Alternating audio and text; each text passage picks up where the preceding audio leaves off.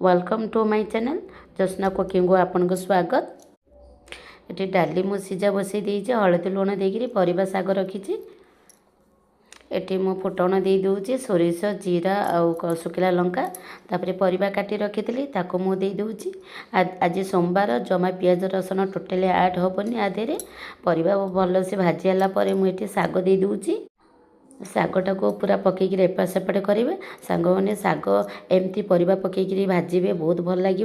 तापर एठी सीझा डाली रखी थी जोटा कि मुग डाली सीझी जाइथिला ताको मु पकई दूची।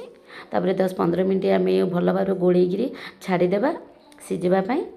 तो यहाँ ऑलरेडी हो सारी सांग मैंने एमती बनातु घरे खातु समस्त को खाइबा दिंतु बहुत टेस्ट लगे पूरा मंदिर शाग भजा भाया लगे।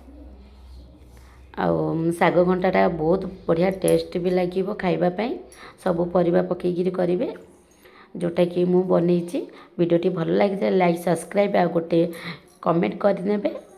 एठी मो पुओ को खाया को दे देउची जेहेतु आज सोमवार अरुआ होईची लेंबू टिके चिपुड़ी डाली शाग घंटा टिके मो पुओ को खुआई दूची। मो पुओ